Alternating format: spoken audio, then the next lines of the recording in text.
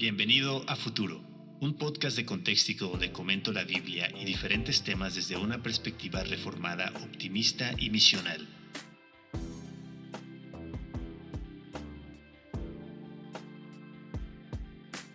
Prepárate para una perspectiva del futuro que te cambiará el presente.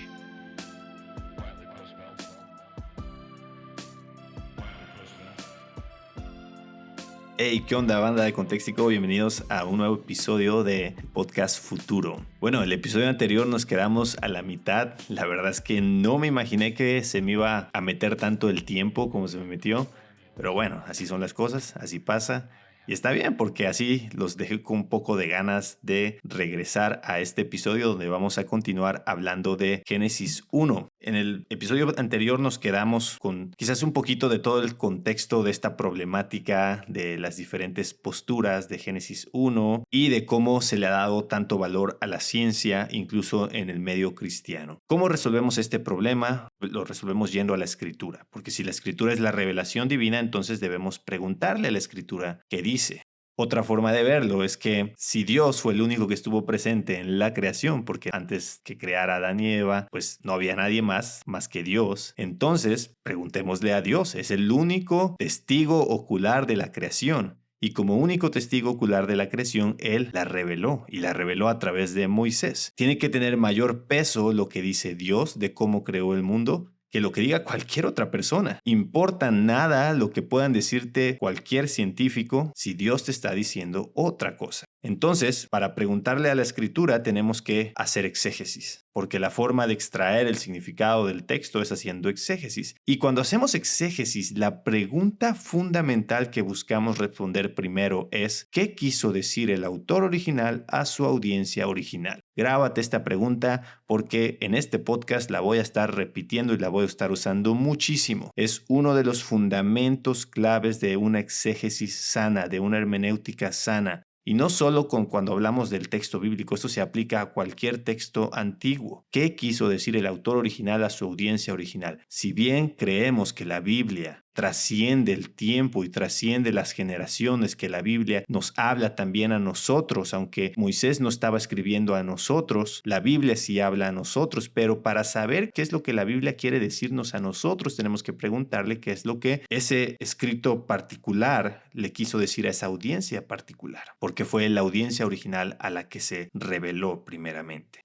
Ahora no vamos a leer ahorita el texto porque tendríamos que leer todo Génesis 1 y nos tomaría mucho tiempo, pero si tú quieres puedes pausarle y leerlo, Génesis 1, y después volverle a poner play al podcast para que tengas fresco en la memoria esto. Y si no, seguramente has leído Génesis 1 y ahorita se te va a ir refrescando un poco la memoria conforme yo vaya dando estos argumentos. He pensado en presentarte 12 argumentos que yo considero como los principales, argumentos exegéticos, no teológicos. En el episodio pasado hablamos un poquito de los problemas teológicos que tiene el no creer en los 6 días literales de la creación. Pero ahora no me quiero concentrar tanto a los argumentos teológicos, ni los argumentos filosóficos, ni los argumentos científicos a favor de los 6 días literales. Quiero centrarme al texto. Una de las cosas que nosotros en Contextico queremos transmitir es el respeto al texto bíblico. Es lo que desde el principio siempre hemos querido hacer, es el texto en su contexto para nuestro contexto. Y por eso queremos darle el respeto a la Escritura que tiene y entonces decir qué es lo que nos dice la Escritura y hagamos exégesis de lo que nos dice la Escritura. Entonces, el primer argumento a favor de 6 días literales es que Génesis es una narrativa histórica que desde el comienzo, y como lo dije en el segundo episodio de este podcast, cuando dice en el principio Dios creó, es claramente se nos está empezando a narrar una historia. Ahora, no es una historia ficticia, es una historia real. Y todo Génesis mantiene esta coherencia. En todo el libro se mantiene una coherencia de una narrativa histórica. Y entonces cuando tenemos un género literario de narrativa y que va a ser una prosa narrativa, entonces estos argumentos a favor de días, eras o marco literario empiezan a caerse. Y el segundo argumento tiene que ver con esto, es que Moisés presenta tantos detalles en su narración que refuerza esta idea del género literario de narrativa. Los tantos detalles que Moisés presenta de tiempos, de nombres, de geografía, de cultura, etc., todos estos detalles no concuerdan para nada con un género literario que apunte más hacia un mito o hacia una metáfora o hacia una poesía, etc. Tercer argumento. Hay un énfasis en el texto de un acto creador instantáneo por parte de Dios. Entonces dijo Dios y fue hecho. Ese énfasis que pone el autor, que en este caso es Moisés, es un énfasis que claramente tiene el propósito de decirnos algo, que la creación fue instantánea, fue por la palabra de Dios, la palabra creadora. Esa palabra creadora se cae si estos días no son literales. Si estamos hablando de un proceso de miles de millones de años, ¿qué caso tiene contarlo de esa manera? ¿Por qué no contarlo de una manera que entonces nos explique que esto fue un proceso, una era, una etapa, un tiempo extendido? El autor pudo haber usado otras palabras, pero no. Él quiso hacer este énfasis en este acto creador instantáneo por parte de Dios. Cuarto, un argumento muy fuerte es que el mismo autor, el mismo Moisés, declara cuánto duran estos días de la creación, poniendo este marco de tiempo de tarde y mañana en cada día. Y fue la tarde y fue la mañana y esto fue el primer día. Y fue la tarde y la mañana y esto fue el segundo día. Y no solo lo hace una vez, lo hace cada uno de los días de la creación, como tratando de decirnos, no se vayan a inventar otra cosa. No vaya a ser que en el siglo XXI se les vaya a ocurrir que estos días no eran días literales. Y por eso nos da ese marco de tiempo en el que nos encierra diciéndonos, no, estos son días de 24 horas. Y también en el texto encontramos, y este es otro argumento, el quinto argumento, que hay una evaluación inmediata de Dios. Dios crea instantáneamente con su palabra y inmediatamente Dios evalúa. Y Dios dijo que era bueno. Hay una evaluación inmediata de parte de Dios. ¿Qué necesidad de poner esta evaluación, que parece como muy cercana? En una lectura natural del texto así se entiende. Dios crea, Dios evalúa y entonces termina el día. Luego, la secuencia numérica con la palabra día siempre apunta a días literales. Este adjetivo numérico, primer día, segundo día, tercer día, cuarto día, siempre en la Biblia hace referencia a días literales. De hecho, Moisés usa esta misma construcción 119 veces y siempre lo hace para hablar de días literales. Es un argumento exegético muy fuerte del texto mismo. Ya llevamos 6. Dije que vamos por 12, vamos por la mitad. El séptimo argumento es que hay una coherencia en la secuencia de los días, porque no solo estamos hablando de días literales de 24 horas, sino días que fueron secuenciales. El primer día, el segundo día, el tercer día, el cuarto día, y el autor parece tener una intención de declararnos explícitamente que se trata de una secuencia.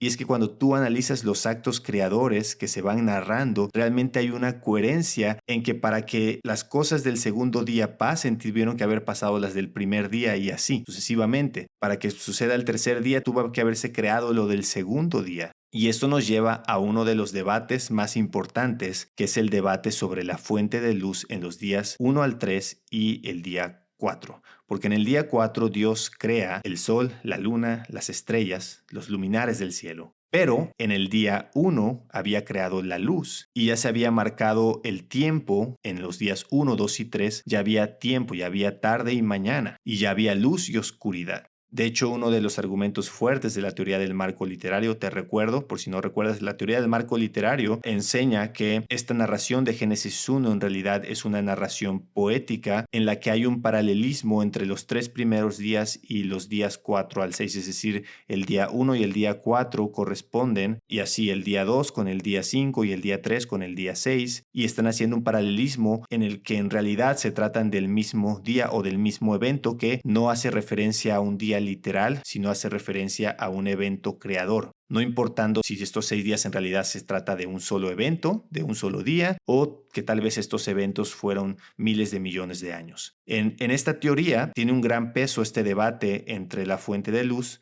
de los días 1 al 3 y el día 4. Pero si lo piensas de esta manera, bueno, primero es que para que haya luz no se necesita sol y luna. Eso es lo que dice la ciencia, pero la Biblia nos dice que Dios es la fuente de luz y que Dios es el creador de la luz. Y Dios como fuente de luz creó una fuente de luz. Y luego en el día 4 crea el sol, la luna y las estrellas como los instrumentos que otorgan coherencia y permanencia a este sistema. Es decir, este debate tiene explicación sabiendo que Dios es la fuente de luz y que Dios crea primero la luz y la oscuridad y después en el día 4, y de hecho tiene una coherencia, hay una coherencia secuencial en el que para que lo que sucede en el día 4 pase, se necesita que pase lo del día primero, porque lo que ahora Dios crea es como los instrumentos que van a otorgar coherencia y permanencia a este sistema de luz y oscuridad, que son también el sistema del tiempo, del día y noche. Es decir, Dios crea primero la luz y el tiempo y después crea los instrumentos que van a controlar esto. Pasando de este argumento o pasando de este debate, la gramática de Génesis 1 prueba que se trata de prosa. La estructura gramatical del texto en hebreo realmente no hace referencia a ningún tipo de poesía hebrea o antigua. Es decir, gramaticalmente, y esto tiene mucho peso en la exégesis, no hay pruebas gramaticales de que esto pueda tratarse de una poesía.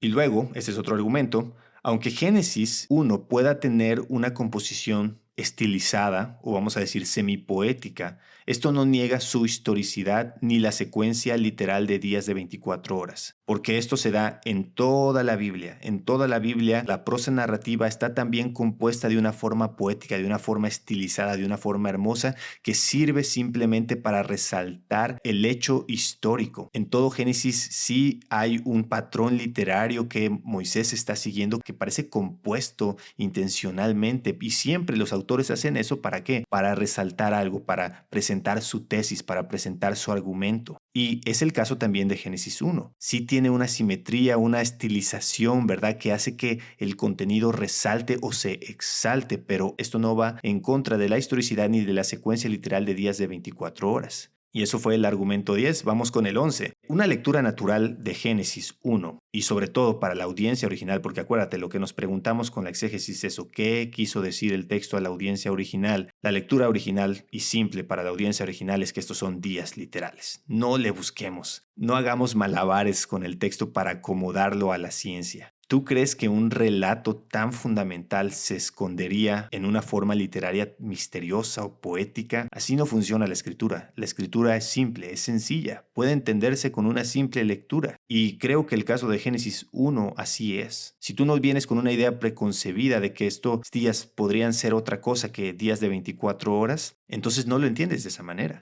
Y por último, y es el más fuerte de todos, es que Dios mismo confirma en Éxodo 20:11 que Él creó todo en 6 días y al séptimo descansó, y esto lo usa como la base para establecer la semana laboral, la semana para los judíos. Nuestra semana, nuestro calendario está establecido en el hecho de que Dios creó todo en 6 días y al séptimo descansó. Ahora, yo espero que no te hayas mareado. Estos son argumentos exegéticos y que incluso hay más. Y hay muchos más argumentos teológicos, argumentos filosóficos a favor de 6 días literales de la creación, porque cuando hablamos de estar a favor de 6 días literales de la creación, estamos hablando de estar a favor de una tierra joven, de una tierra que solo tiene unos miles de años. Y hay también argumentos científicos a favor de una tierra joven. Y esto me hace llevar a esta reflexión con lo que quiero terminar. Es que sí, hay argumentos científicos a favor de una tierra joven, pero no son los más populares. ¿Por qué?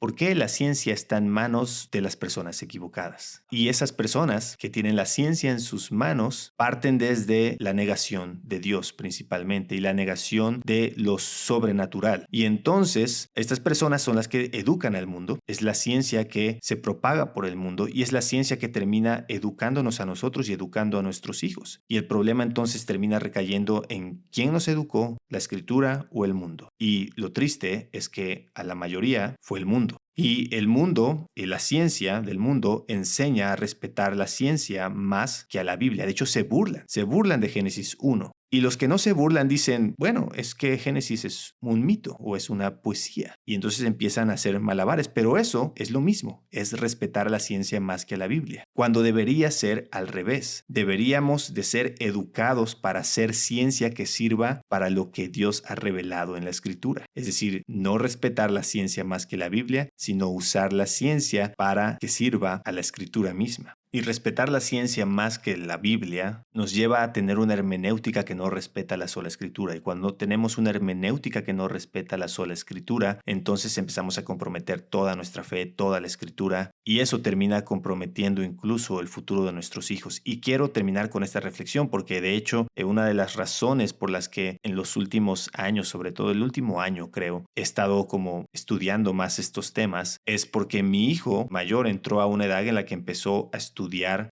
muchos de estos temas de ciencia. Ahora, gracias a Dios, él lo estudia desde una perspectiva cristiana, porque nosotros hacemos escuela en casa. Mi hijo tiene casi 10 años y para nosotros ha sido una bendición hacer escuela en casa por muchos aspectos. Quizás más adelante haga un podcast más hablando de esto. Ahora, yo no promuevo la escuela en casa como la única forma de educar a tu hijo, pero sí creo que es una de las mejores maneras de hacerlo y en muchos casos es la mejor forma de hacerlo. ¿Por qué te digo todo esto? Porque al final de cuentas, cuando hablamos del futuro, tenemos que empezar a hablar del presente y lo que hacemos y cómo sentamos las bases. La base de nuestra fe la vamos a poner sobre la roca o sobre la arena. Abandonar los 6 días literales de la creación es ponerlos sobre la arena. Y si nosotros que estamos a cargo de pasar esta fe a la siguiente generación, ponemos esta fe sobre la arena, ¿qué va a ser de la siguiente generación? Yo a mis hijos tengo que educarlos desde esta perspectiva completamente bíblica, en el que respeta la escritura más que la ciencia, y lo que dice la ciencia solo debe afirmar lo que ya la escritura dijo. Y no solo eso, yo tengo que animar a mis hijos a hacer ciencia. Yo tengo que animar a mis hijos a buscar una educación muy alta que les permita a ellos hacer ciencia que pueda servir para lo que Dios ha dicho en su palabra.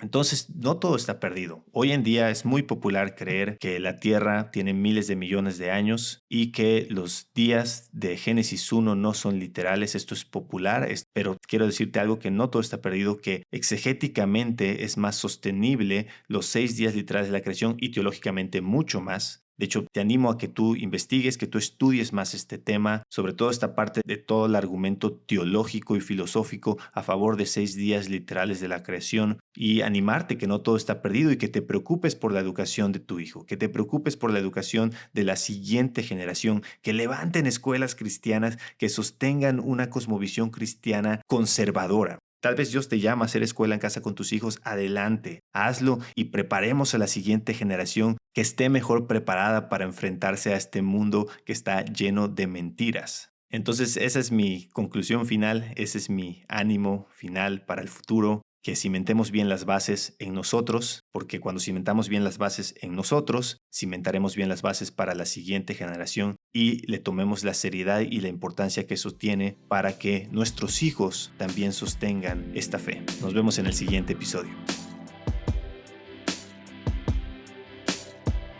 If postmillennialism is the case, then I have to behave differently.